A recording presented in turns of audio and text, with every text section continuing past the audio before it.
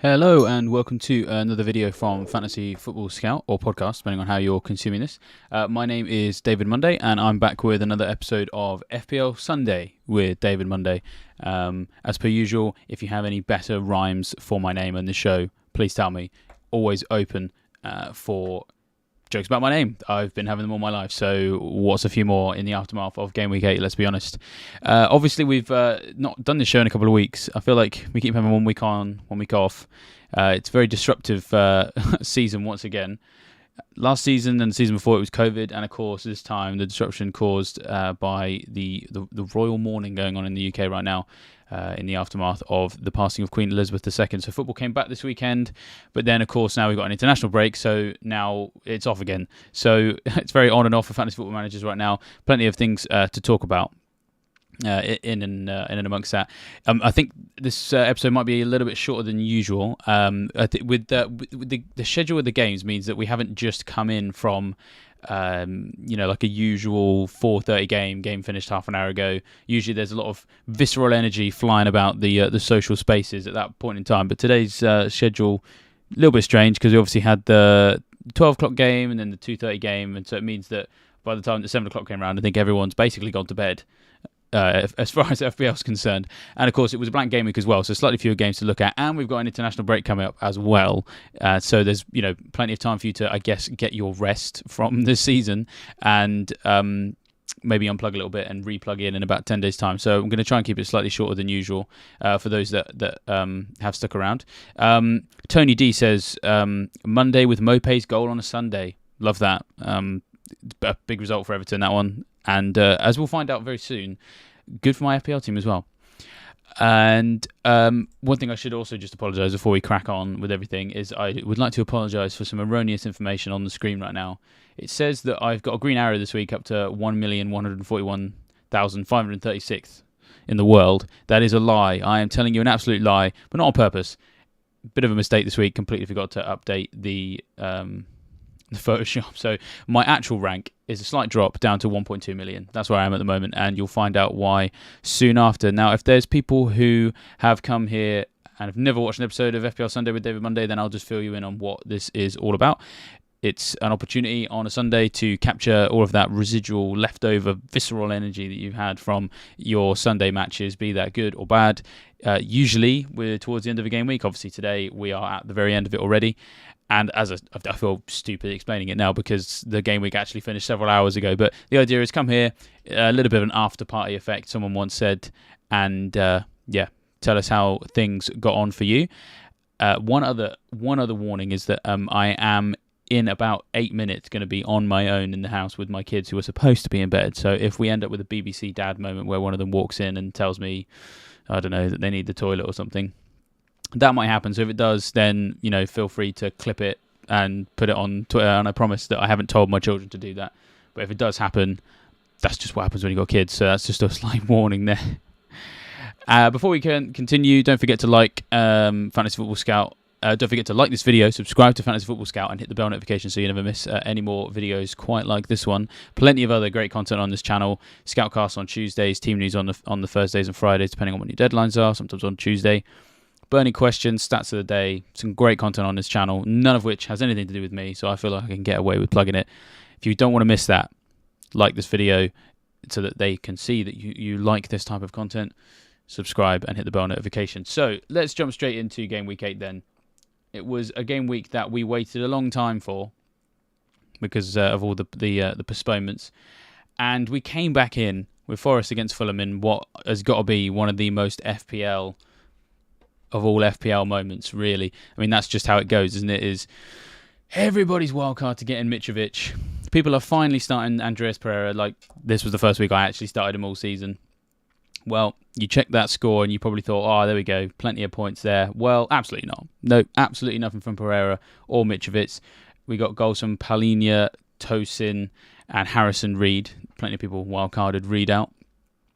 It's just about as FPL as it gets. So if you were missing that kind of deep frustration where you make a great choice based on what you have, in front of you, and then it all backfires, well, maybe you know how Daemon Targaryen feels. Hopefully this isn't too much of a spoiler for people. I'd like to think that if you're watching House of the Dragon, you're kind of up to date at this point. And I should also just point out that what's happening in the bottom right hand corner of the screen for those who are on podcast viewers is it's a minor character, so I'd like to think this isn't spoilers. Separately, if you need a break from fantasy football going into the international break, and you want to come into this video and you just want to post comments in the live chat about what you think of House of the Dragon so far, I'll absolutely allow it on this particular occasion, considering we've got an international break coming up, and maybe having 10 days off and then coming back in on a potentially disappointing game week when you've played your wildcard. Maybe all you do want to talk about is Game of Thrones. So if that's for you, jump in the comments as well.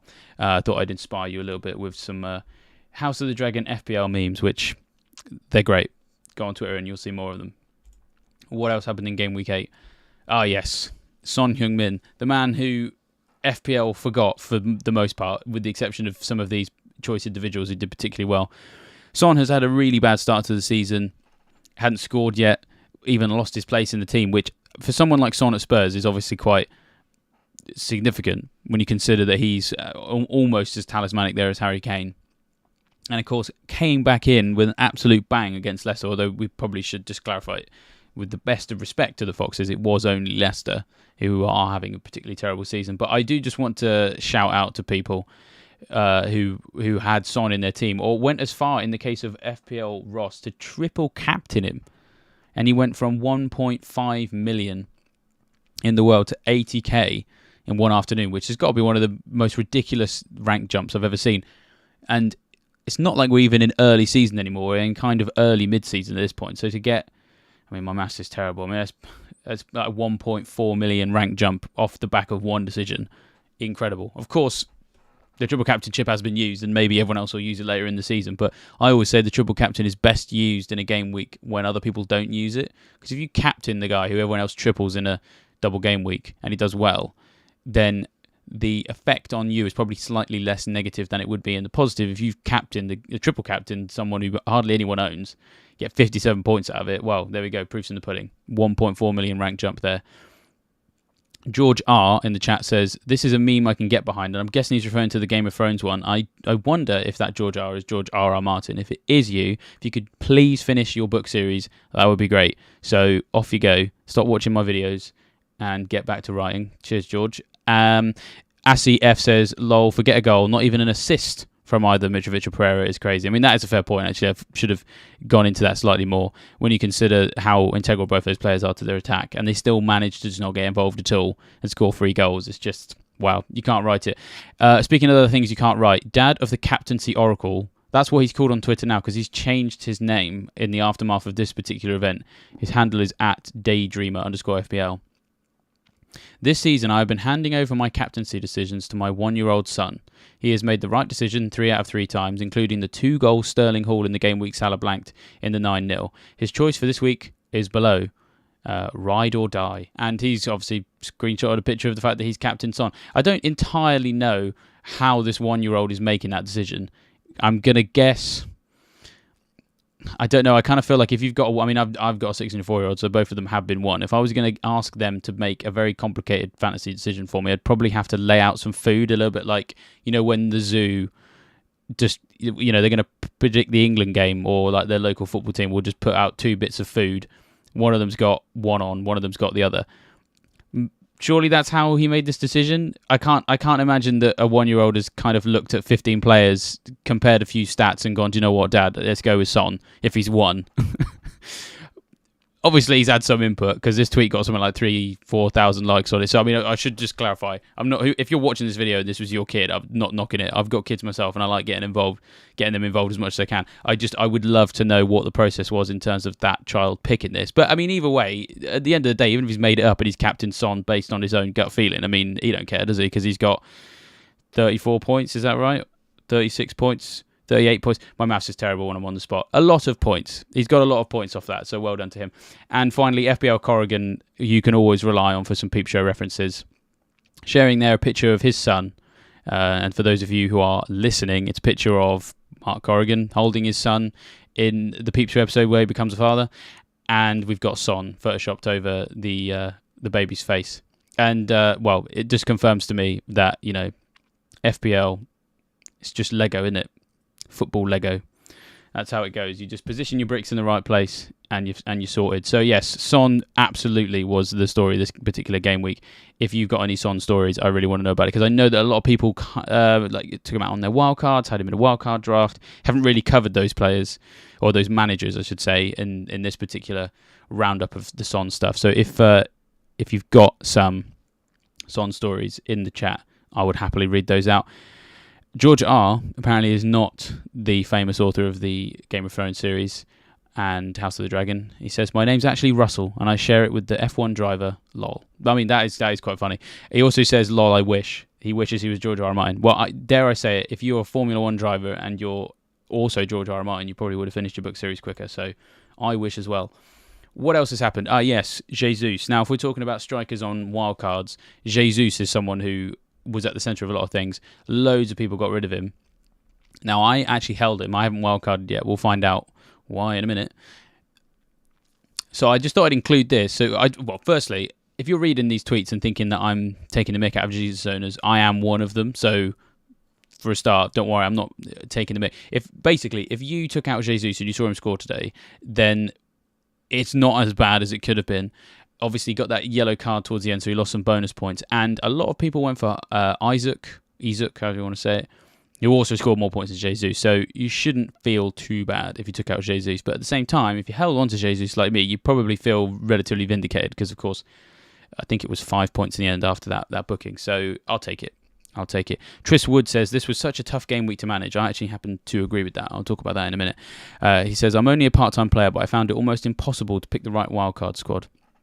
I'll touch on that as well, because I personally felt like this was I don't want to say the wrong week to wildcard, because I never want to sound like I'm being overly judgmental or thinking of my opinion too highly. But certainly when you've had a long break for a little while, I don't normally like wildcarding after long breaks. Can sometimes bust some of the trends that have been appearing. Now, speaking of trends that have been appearing, I've just said I don't want to come across like my opinion is better than everyone else, and now I'm talking about defenders and big at the back and medium at the back, and now I'm going to accidentally probably sound like really smug. But hopefully, if you've been watching these videos since game week 1, you'll understand where this is coming from.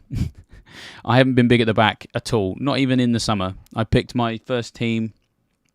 Well, it would have been the day that the game launched. I didn't then touch it until like 4 days before kickoff, because I'm one of these people that doesn't do loads of drafts. So I never had big at the back. I didn't have big at the back in game week 1. I had Trent, Cancelo, and a load of 4-5s rotating around. I've had that since the beginning, because I don't believe in big at the back. And with every passing week, more and more of the, and I'm going to call them more established than me, I'll pay them that credit, people turn around and go, yeah, do you know what, big at the back ain't working. And one of the additional people who's joined that bag in this week is Joe, my good friend Joe, who also is a big man on the Fantasy Football Scout videos and podcasts. Been doing this a long time, so when he says something, generally I like to think that he's onto something. Now, this tweet that I've screenshotted, annoyingly, you have to expand it to see his entire back line. He's gone with the caption, medium at the back is back, and his back line is Cancelo, Trippier and Patterson. So that's a 7 million, 5.3, I think Trippier is now, maybe 5.4, and Patterson at 4 million.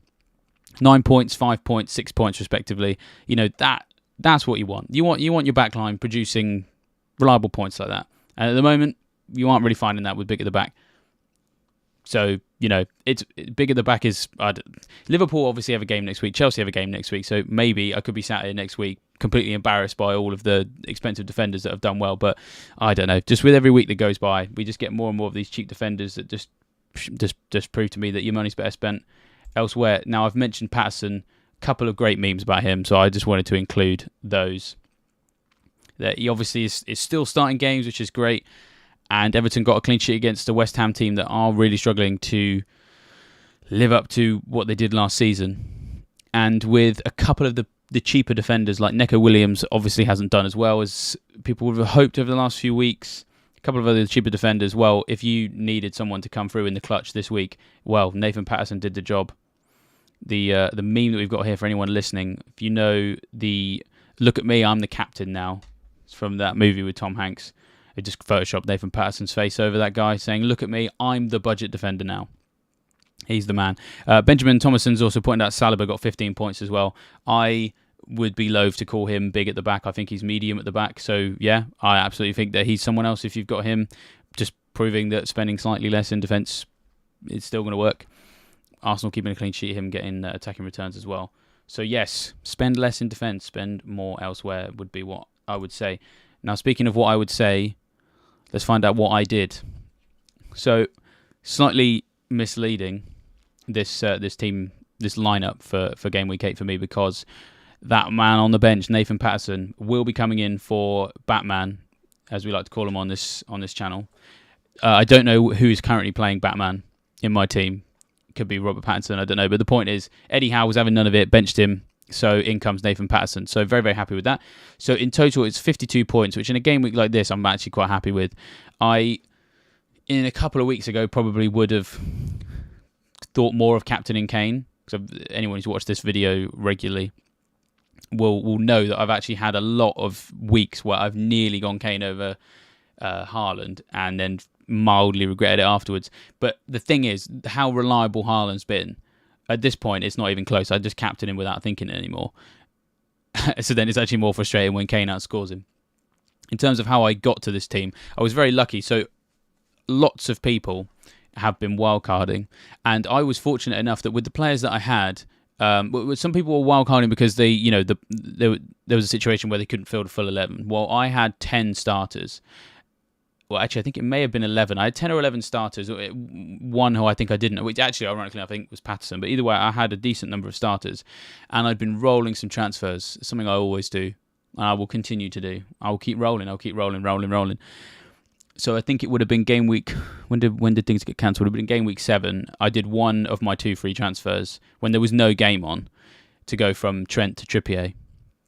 And then I obviously then had 2 again for game week 8. And the move I did this time was Gross to Gordon, which didn't go as well as it could have done. But I still don't think it was a terrible move, personally. And so then it means that I've now got 2 free transfers for game week 9, where we may have cancellation. So a few people have looked at my team and looked at my decisions and assumed that I've already used my wildcard, and that's why I'm kind of muddling through.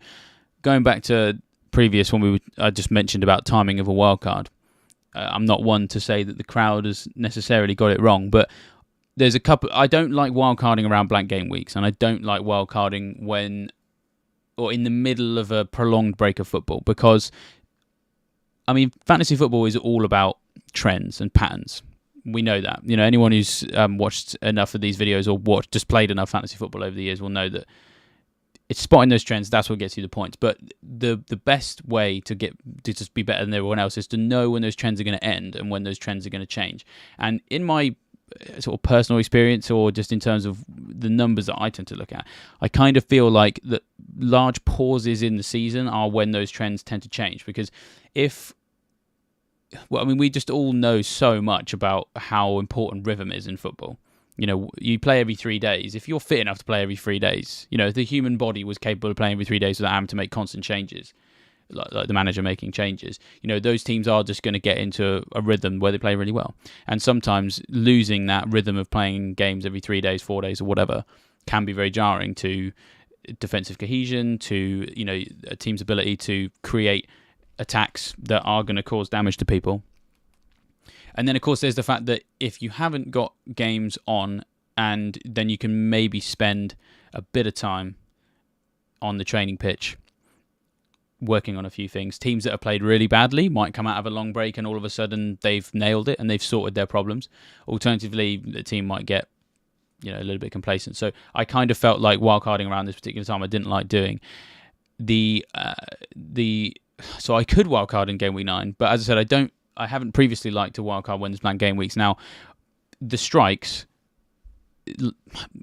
there was a situation where they might happen in game week 9. I think, and people confirming in the chat that they're probably not going to be happening in game week 9. They may happen at a later point. But in terms of when I made my decisions and my transfers for game week 9, for game week 8, I should say, it was possible they were going to happen, and I liked the idea of having 2 free transfers when we were going to have them. I'll have to keep an eye on the fixtures, because it's just another season where there's just a lot of disruption. But certainly, I just felt like using the wildcard now wasn't right for me personally. I wouldn't feel comfortable doing it, and we'll just have to see how the fixtures go in terms of where I play it again. But I'm kind of looking forward to it, because I think that I always like to play a wildcard when lots of other people aren't, and the fact that lots of people have played their wildcard this week, it hasn't gone tremendously well for them. Whilst I'm hardly the sort of person who likes to engage in schadenfreude, obviously in this game I kind of want everyone to do less well than me. Hopefully that doesn't sound like me being a jerk saying that. That's just kind of how it goes, really. I'm quite happy with the fact that the wildcards haven't gone too well, because I kind of hope that I can wildcard for a game week when I'll just have a little bit more information at my hands to make a team I feel more comfortable having a bit of longevity. So yeah, that's where my team's at the moment. And I do apologise, I've just realised I've not actually read out my full 11 for the podcast listeners. So it's Ward in goal, obviously, with a season high score, you could say, of 0 points. Trippier with 5, Botman didn't play, so in comes Patterson on 6, Diaz on 6, Neco Williams on 1, Andreas Pereira on 1, Martinelli on 3, Gordon with 2 points, Captain Haaland for 12, 10 points for Kane, and 6 points for Jesus. Murphy Medji says, I'm wildcarding today. I will lose Jesus and other players who are dropping and bring in price rising Zaha, etc. My aim is to steal 0.1 here and there, then actually build on deadline day. Well, if you are wildcarding, I will always say that the best time to wildcard is basically when the game week that before you wildcard has just finished. Go then, because you can catch those price rises. Fingers crossed you get enough of those rises across the international break. Sometimes they taper off because people just sort of stop looking at their teams. But fingers crossed you can make a bit of money out of that. So, moving on then from my team, because, let's be honest, there's better teams out there than mine. I always like to give a plug for Scout Notes. Hopefully you guys aren't bored of me saying this, but they are fantastic. It's a series of articles on the Fantasy Football Scout website where they go into excruciating, and I mean that in a good way, by the way, level of detail of what's happened in the most recent matches. And, I mean, they're to be honest, in the international break, you got more time to read them. You know, you've got no excuse now. They've got plenty of time to write the story, write the analysis. You've got plenty more time to read them if you want the absolute cast iron authoritative view on all these games in terms of eye test and stats. That's where you want to go. So make sure you head over for those. I am going to feature one such article written by, I think it was Tom Freeman, who's the deputy editor of Fantasy Football Scout, on the Fulham game, because I know there was a lot of frustration from people with Mitrovic and Pereira not getting involved. Fulham obviously scored 3 goals inside 6 minutes, which is just insane, because of course they were losing as well. And, you know, instead of the likes of Mitrovic and Pereira getting the points, you had Harrison Reed. Willian has obviously come in as well. And so, yeah, a couple of particular observations on those players is that if you have brought Mitrovic in and you're a bit frustrated, because, I mean, the ridiculous thing about Mitrovic is that I think he'd had 1 blank so far this season. He comes in against a team that has, you know, bottom of the league for things like shots conceded, shots in the box conceded, just all sorts, you know, to such a leaky defence. And Fulham have still scored 3 goals, still not involved. You know, has he not had a good role in the game? Well, still had 4 shots on goal, which means that he's still in a position where he is asking lots of questions at the very least. 3 of those were in the box. Only 1 was on target. So he's a little bit wayward in terms of his accuracy in that particular game. But I wouldn't be too worried about him too much moving forward, because if we just keep an eye on what he's been doing across the whole season, he's still one of the Premier League's best players in terms of accuracy. He's had 16 shots on target. Only Haaland has had more than that. It's 3 more than Kane. Where he's sort of letting the side down, or us down, I suppose, is just in that goal conversion rate, because you'll just notice in some of the stats that we've got here that Haaland's goal conversion rate is just inhuman at this point, 40.7%. Kane is 25% and Mitrovic down on 19.4%. I mean, I guess you could argue, you know, you are paying a slightly cheaper price than those two, so he's got to be slack in some particular department. I guess goal conversion rate is where he is worse than those two, but at the same time, that's hardly a terrible goal conversion rate. And at least he's getting those shots on target, and the more often he gets those shots on target, well, you're just more likely he's going to score, which I guess sounds kind of flipping obvious, but, you know, I wouldn't worry too much about Mitrovic. He is going to continue doing well, in my opinion. As long as he keeps having those shots, as we can see from the Forest game, he did have those shots, then I wouldn't be too worried. Pereira, I guess I would be slightly more worried about, although he is only 4.5, so he's hardly someone who is burning a hole in your team in terms of the money he's taking up. 2 shots for him, none were in the box, only 1 was on target. He created 2 chances in that game, but as I've already alluded to, he seemingly has lost that set-piece threat. Willian has taken over those, and it was then Willian who got the assist for Tosin's goal. So that's a bit of a frustration. And of course, if you compare it with Reed, who's the same price, I think, as Pereira, and he got the goal. Well, that's deeply frustrating. But the thing is, unless you're wildcarding, moving on a Pereira, I mean, I'd like to think that's not something you're considering, really, because surely you've got bigger problems than your 4-5 midfield player not delivering, because that's why he's 4-5, right? If you are wildcarding, then yeah, maybe I'd have a look at someone else, but he's hardly a pressing issue for me. Tony D says, as I said earlier, Mitrovic versus Forest was doing his best Mo Salah versus Bournemouth impression. Absolutely true. Yeah, that was what we all know what it feels like now. That's why I said at the beginning of the show. It's like absolutely classic FPL to have this player that everyone flocks to and then doesn't do anything against one of the worst defenses in the league. Elsewhere in this match, it's worth pointing out about Forest, because this is actually going to end up probably basically being a bit about Leicester. So at the moment, Forest they're now the only side to have faced more than 100 shots on goal in the Premier League this season. They sit bottom of the league for expected goals conceded on 12.90. It's the second Premier League match in a row where they've thrown away a lead after a 2-0 advantage and have then lost it 3-2. That's what happened against Bournemouth. They've now conceded 6 goals to Fulham and Bournemouth. When you consider that Fulham and Bournemouth are the other two promoted sides, doesn't exactly bode well. I mean, maybe you could argue that in those games they've been a little bit more offensive because they feel like they can get points out of those, but it does not bode well for next week when they play Leicester. And the thing is, Leicester aren't exactly doing very well at the bottom of the league, but there is one particular individual who is doing very well at Leicester, who we are going to talk about in just a moment. Before we have a bit of a brief roundup of Saturday's games, slightly fewer matches this particular game week, which means it's actually quite easy to kind of like do a broad overview of the games by comparing their stats. Nuclear Atom says only rookies will be put off Mitrovic now. I mean, that's a good point.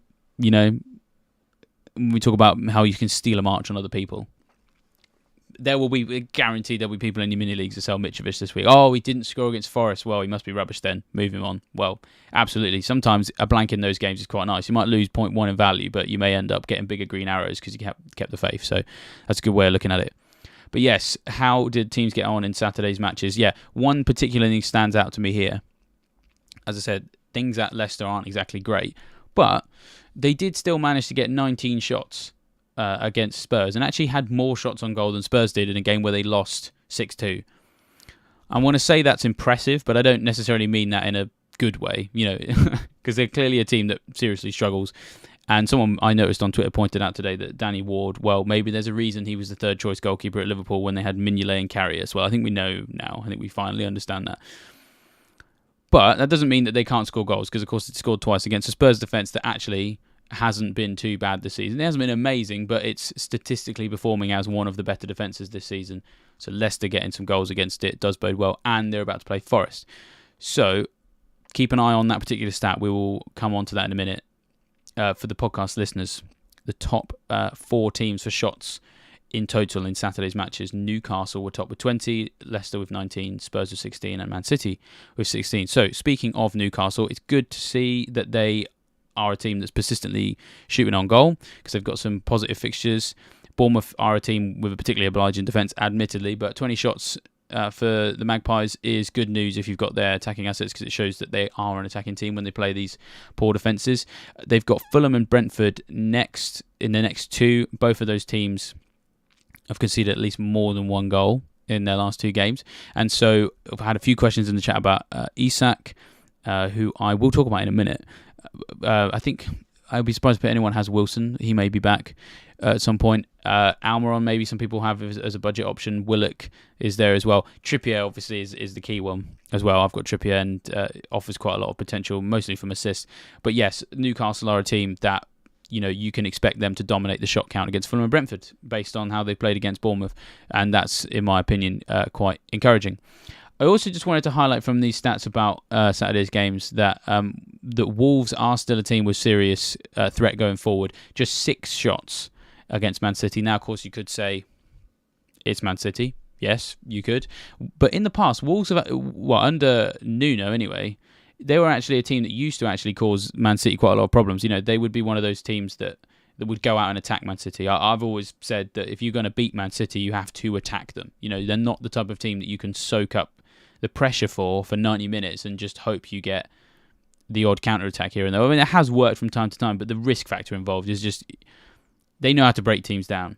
But one thing that Man City do actually struggle to do in terms of its basic form is defend, because they basically defend with possession. So if you let them have all of the ball, you've done their job for them in terms of they can defend that no problem. If you can go and ask them defensive questions in dangerous areas, they are going to concede. And Wolves used to do that, but no longer. Just 6 shots in that game. Yes, they had a man sent off, but they looked especially woeful even before that happened.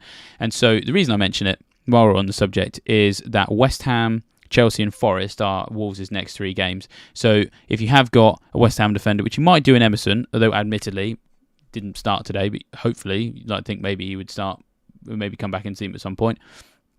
Against Wolves, decent chance of a clean sheet. There's bound to be people still with Reece James out there. I mean, not that you would be selling him for a Wolves game anyway, but just to reassure people that when they play Wolves, you'd like to think they keep a clean sheet.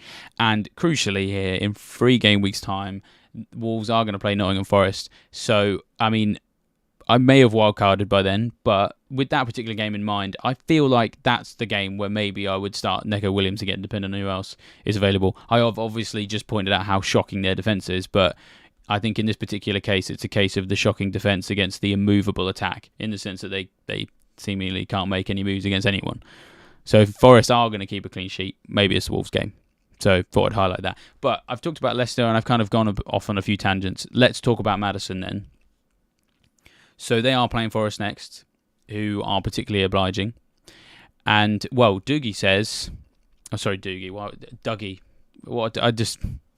Forgive me. You're not, a dog from Magic Roundabout. You're a real person. Let's get your name right. He says, how worried should I be about not owning Maddison given their fixtures? Well, for the next game, based on the stats from this game, I would be very worried. So he is actually on my list of players I do want to bring in for game week 9. I've got a bit of money in the bank, so I don't think it's going to be too difficult. I think I can actually get to him from Solly March because I've banked a bit of money. I really want to get him for this particular game. I may be wildcarding soon, so I'm really only thinking about the next particular fixture. But as you've alluded to, the fixtures are really nice. Now, the stats from this weekend, you've got a Spurs defence that hasn't been too obliging this season. Hasn't kept too many clean sheets, but it doesn't really give up too many shots. Well, Maddison finished Saturday with 7 shots. 3 in the box, 1 big chance, 3 on target. 7 shots was 3 more than any other player on Saturday. I haven't actually got numbers in terms of how that compares with the rest of the game week, but clearly a real eye for goal in this particular game. And if he's playing like that against a team that hasn't been obliging, well, what can he do against a team that has been? Is the question that you're going to have to ask with him. I'm going to come to his... Just because of the way that Well, now, do you know what? Let's make this easier for people. I'm going to switch to the next slide, which has the assist potential as well. Now, this is why I'd be really scared not owning him. Is not only was he particularly persistent in terms of shooting against Spurs, he was also particularly persistent in terms of assist potential as well.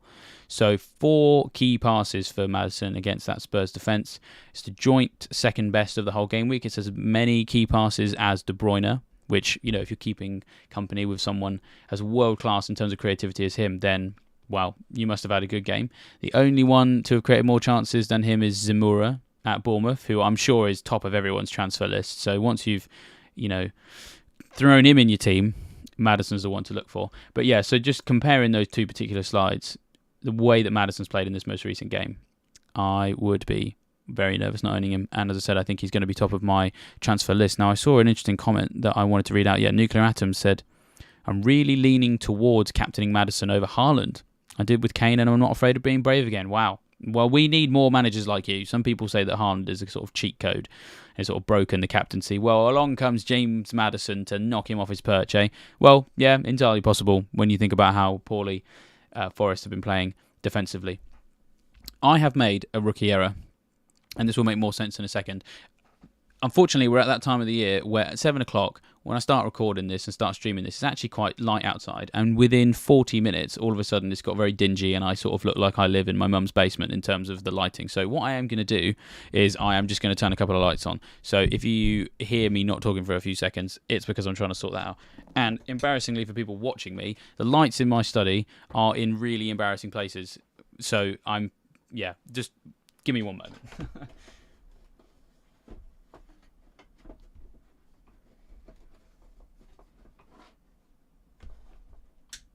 Right, there we are. Hopefully you can see me better now.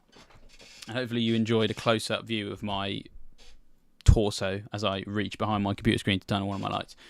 So yes, welcome to the autumn. That is the time of year that we are recording this. And in future, I think I'll have to close my curtains and turn my lights on, even if it's light outside, to avoid losing that light halfway through the video.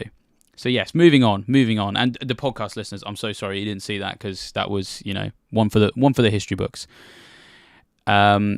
In terms of looking at some other Leicester attackers, we've got someone in the chat who's thinking about that. So I don't really know how to say your name because there's just so many consonants. JGFD, FGFD. I'm guessing that's not how people say your name, but that's as best as I can offer. He said, I'm considering a Leicester attacker as a third forward, but seems like too much rotation risk between Vardy, Iheanacho and Daka. I would agree with that because Vardy's not going to stay bench for long, is he? And if he's going to come in, who's he going to come in for?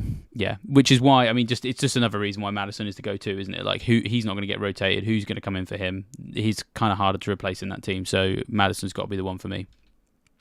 I suppose the only thing is, if you're looking for ways to double up to the point that Maddison, because Maddison is a shield, isn't he? If anyone has ever seen Joe's sword and shield analogies, next week surely Maddison is the shield. If you need a sword, well, I guess you could take a risk on one of those guys, maybe.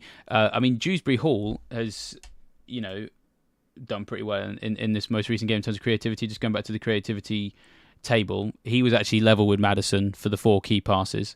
Now, I should just clarify, I'm not saying that Dewsbury Hall can cover Maddison. He absolutely can't, because he doesn't even have anywhere near as much attacking potential in terms of goal threat as Maddison. So Maddison, you are getting what you pay for. If you want those attacking returns, get Maddison. But if you want just that little bit extra, well, maybe Dewsbury Hall's the one to go for. Slightly more slightly less droppable, I would say, than any of those forwards who could get rotated. And I suppose the one thing I should probably just clarify, depending on when you're watching this video, because you might be watching this in a few days' time, it's entirely possible you're watching this from a point in time where Brendan Rodgers is no longer the Leicester manager, because, of course, he is under tremendous amounts of pressure. So do consider that as well. I'm of the opinion that if he does get sacked over the international break and we've got a caretaker manager in for the next game, or maybe even someone installed as the new manager, I don't think that's going to affect Maddison at all, because clearly he's not going to get dropped by the caretaker or the new manager. Where that new manager may have an impact is which of those forwards play. My suspicion is that if he does get sacked and a caretaker's in, or there's a new permanent manager, if I was the new permanent manager at Leicester and I just needed to sort of steady the ship for the next game, I'd probably start Vardy, because he's like the don of that club, and you need your kind of senior players that are bought into Leicester. Not to say that Iheanacho and Daka aren't bought in. I don't mean that for quite like that, but I don't know. I feel like Vardy's assured a start if he does get sacked. But whatever happens with the manager, I feel like Maddison's going to play, and I feel like Maddison will do well. So yes, I think that's enough about Maddison. Maddison. That's the tweet. But I just wanted to go back to some of the other stats from Saturday, not least Son Heung-min. So we looked at the 7 shots from Maddison. And I just want to point out that joint second for that particular stat was Son. So a number of people may have looked at that hat-trick and gone, well, is it... Yeah, it was certainly against the run of play, so to speak, for the season. Is it sustainable? Well, it's hard to tell at this particular stage because his stats haven't been great this season. But it's worth saying he had 4 shots in that game. Sometimes players get hat-tricks from 3 shots, and you just go, well, how are you going to keep that up? Well, 4 shots is the joint second best of any player he played on Saturday. Only one was in the box, to be fair. 1 was a big chance, but 4 on target. So actually, Son was, of those players, had more shots on target than any other player on that particular day. And it's worth saying that his 4 shots he had in that game was actually double what Kane got. Kane only got 2, and of course he played less than half the time than Kane did. And Kane only managed 1 shot on target. So in terms of goal threat in that particular game, it was actually Son who offered more. Whether or not he can keep that up, that's another question. But certainly it wasn't. I don't know. Personally, I feel like it's not a lucky hat trick. I mean, we know he's a great player, and just the fact that he offered so much attacking threat in just 36 minutes compared to his teammates not offering anywhere near as much in the time before that. Well, I certainly feel like there's something to be read into that. I also mentioned I would talk about Isac as well. He did particularly well for the stats in Gameweek 8 as well. He had a penalty, which did help him against Bournemouth, and of course he might lose penalties to Wilson when he comes back. But outside of that, still played well. Like Maddison, he also has 3 shots on target, but and was also joint top among Saturday players for shots in the box. So Maddison was top for shots total, but Isac was joint top for shots in the box. Certainly looks like an exciting player. Already alluded to the fact that there's some decent fixtures for Newcastle coming up. He looks like a good player. If I was wildcarding right now, I think he'd probably be on it. The only reason I don't own him at this point, and I keep mentioning on these streams, that I've got Haaland, I've got Kane, and I've got Jesus, and as long as they continue scoring points, it's really, really difficult to take them out with my free transfers anyway. If I'm restructuring, maybe it's a little bit easier. But certainly, Isac is a player that I'm nervous not owning. So, Vavavoom says Maddison may potentially have a new manager for the next game. I wonder if that would light an even bigger fire under him in the team. I mean, that's one thing I didn't actually mention when I talked about the new manager, is that actually Maddison already playing well. The new manager might make him play even better, because not that he necessarily needs to fight for his place, but certainly somebody's got to give at Leicester. And the way that most of the players are playing at the moment, if a new manager comes in, they are all going to feel like they're going to have to earn their place. So, as you say, could make him play even better. In terms of the other creators then from Saturday, we talked about Maddison, and we talked about his comparisons with De Bruyne in terms of how many chances he's created. I did just want to carry on pointing out Kane's assist potential, especially in the context of Kane versus Son, because of course he's been outscored considerably by his cheaper colleague. No, sorry, not cheaper, is he? No, he's more expensive, isn't he? Because he's a midfielder these days. But a premium midfielder these days is Son. But yes, an assist for Kane. He got 3 created chances. So Kane was the joint best creator for Spurs in this game. We've known that he's had that in his, that's feather in his bow for quite some time. But it's nice to see that continuing if you're a Kane owner.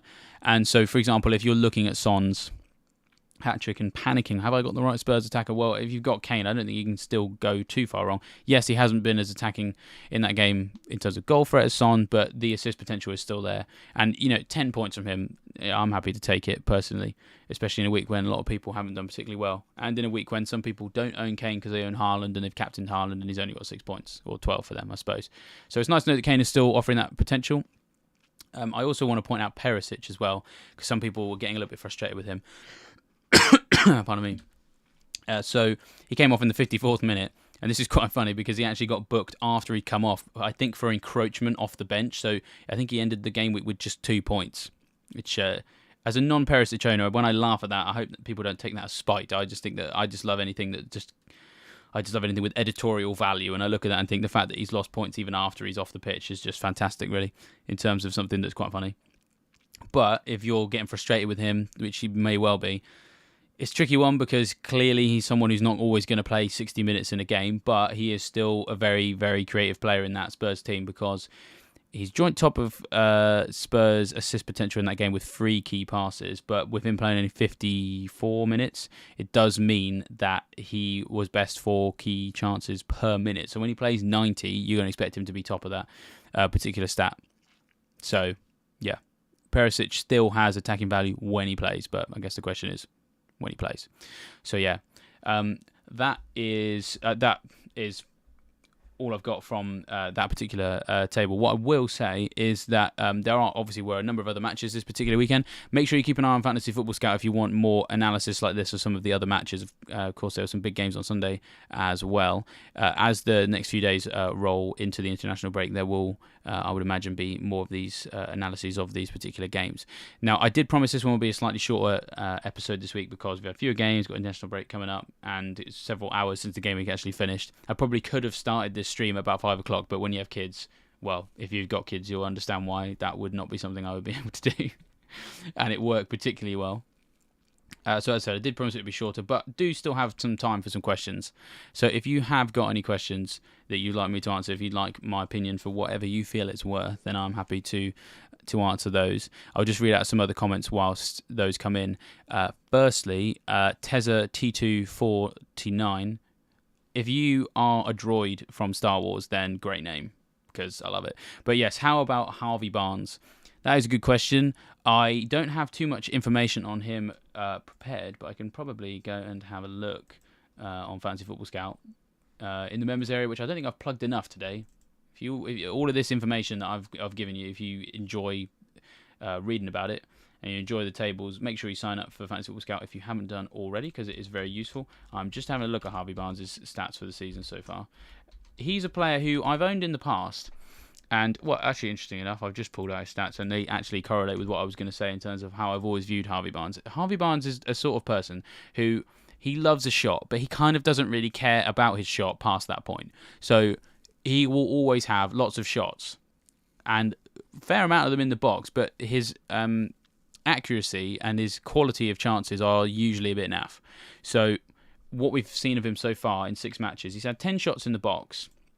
Where that compares with the rest of the league is, well, there's about 20 players who've had more than that. But, you know, in terms of other Leicester players, it is, I believe, actually the highest. So he's had more shots in the box than any other Leicester player, but only one of those has been a big chance, and only 4 of those have been on target, and his goal conversion rate is 8.3%, and he hasn't played a single key pass. He's got 0 in the column for chances created this season, so absolutely no creative potential, like, at all. And it sounds mean to say it, but the stats literally show he's not played any key passes this season and has just shot when he's had the ball in areas that clearly aren't big chance worthy, and with an 8.3% goal conversion rate, doesn't look very good. So yeah, if you haven't got the extra million to stretch to Maddison, like, that is frustrating, because personally I don't really like the look of Harvey Barnes. But I suppose, you know, a broken clock is twice right. Is right twice a day, and so maybe if he keeps on these shots, maybe one of them's going to go in. So he's not like an awful one to go for, but certainly when you compare that with Maddison's stats, where it's more big chances and more shots on target in that regard, and all of that assist potential as well, like, he offers the goal threat and the assist potential. Like, for me, he's worth that extra million personally. Tielemans, I think people have talked about. He obviously took the penalty, but if he's taken that penalty because Vardy's on the bench, and you'd like to think that Vardy comes back in. So sorry to sort of rubbish your idea. I wouldn't be too excited about him. PMAC has also mentioned him as well. I mean, like I said, I think maybe he's going to do something, but if I had to compare him with what else is out there, I would rather have Maddison myself. What else are people talking about? Neil Cheeseman says, is Willian worth a punt? Well, he might be. I think I'm the sort of player that I would like to see a little bit more from him before I get too excited about it. Not that I don't think he's a good player. I mean, we've been watching this guy play Premier League football for 15 years, but it's more just the fact that, you know, he's only played 103 minutes for Fulham since he's got here. 3 chances created so far, no shots in the box, no big chances, no shots on target. For a 5.5 million midfielder, like, assist potential is nice, but I mean, I think if we're thinking about, I don't know, I always compare 5.5 million midfielders to a Mahrez in the 15-16 season, or a Fraser in the, would it have been the 18-19 season maybe. You know, for the best kind of 5.5 million midfield player, you want to be looking at goals and assists, and I know Gross has pushed himself out of that bracket, and Brighton have had a few blank game weeks and stuff, but, you know, he's someone I'd be more excited about. Just thus far, we've seen Willian provide assist potential, but we haven't seen him necessarily fire enough the shots. So I'd like to see a little bit more. I'd like to see a little bit more from him before I jump on him. And, you know, if I need a Fulham attacker, I kind of feel like Mitrovic is still just worth paying that extra money.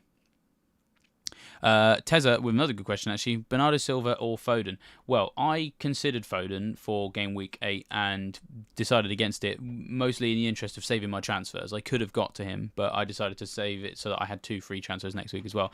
And I immediately regretted it because, of course, he got involved again.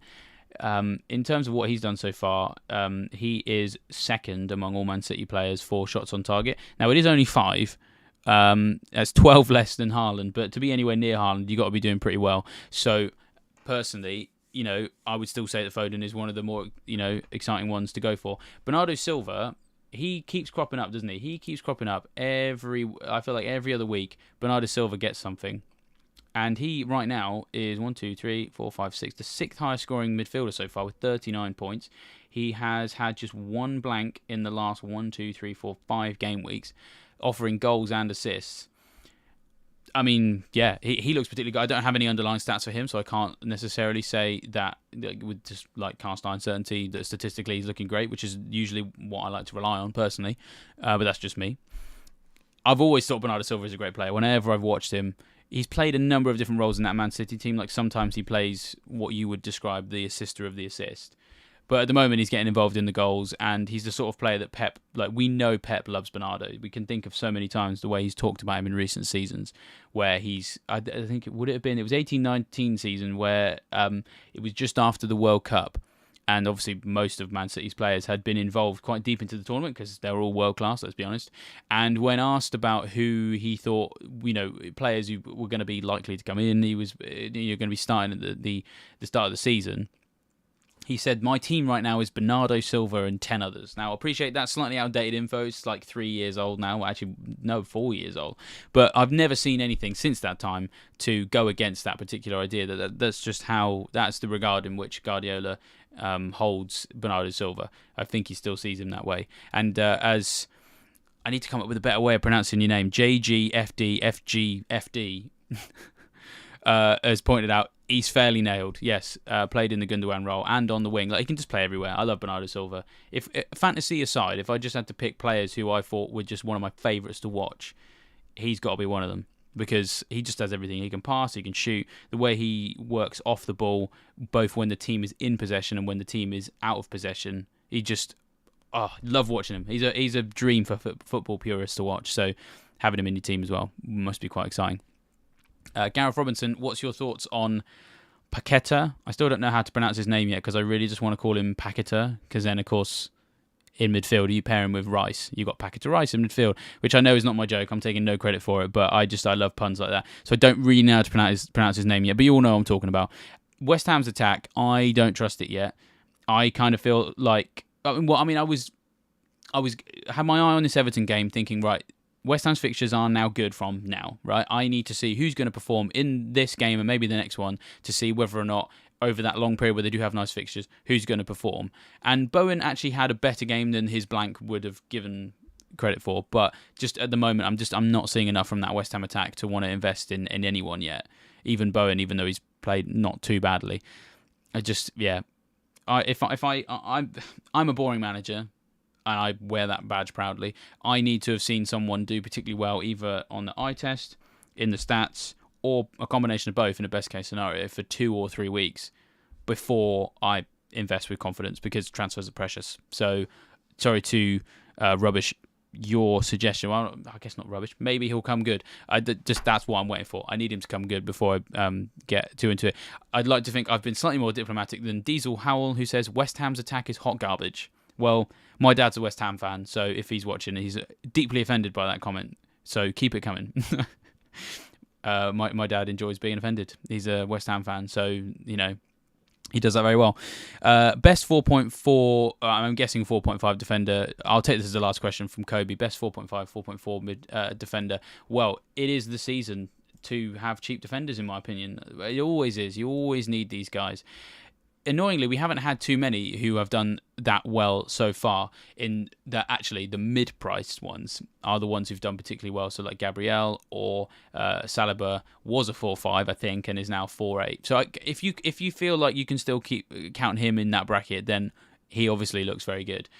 Ben White is getting some points as well. I still quite like the 4.5s on offer at Newcastle. Now, I had Botman at the start of the season, and that hasn't gone very well. Annoyingly, yes, of course you would say this, David. It was between Botman and Cher I was at Fest, I had 20 minutes to go, and someone told me Botman wasn't nailed. And then, in the end, I just decided to stick with it, and I nearly went Cher.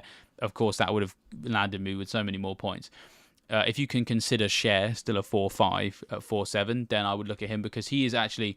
I love the way that he is just always so attack-minded. He steps into midfield quite a lot. we've already seen from the stats that Newcastle are a team that are actually now capable of dominating a game in terms of possession and a shot count. And it means that a player like Cher is obviously going to have slightly more time and space to step into midfield and have a pot shot. We've already seen him score one this season. And I'm just going to pull up the stats for Newcastle as a team, because I'm pretty sure last time I looked that he still is looking quite tasty compared to the other Newcastle defenders in terms of that goal threat. Of course, Trippier is in consideration as well, but I feel like I don't really need to go into detail about why he's so good. But obviously, Cher is cheaper. So, so Cher so far has had 11 shots so far this season. Only Saint Maximin and Almiron has had more shots on goal among all Newcastle defenders. That's not even the defenders. Have had more shots on goal than Cher with 11. 5 have been in the box, which is still a little bit lower than those guys he's around, like Joelinton and Willock have also had 11, but have had 8 in the box. But for a centre-back, you can't exactly complain there.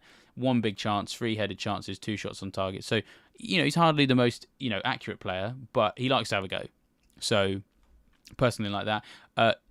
We've also had suggestion in the chat for Dan Burn as well, who does quite enjoy a header. So yes, I quite like the look at him as well. If you need to go for a cheaper, 6 attempts on goal, 6 in the box, 4 of them have been headers, 1 on target.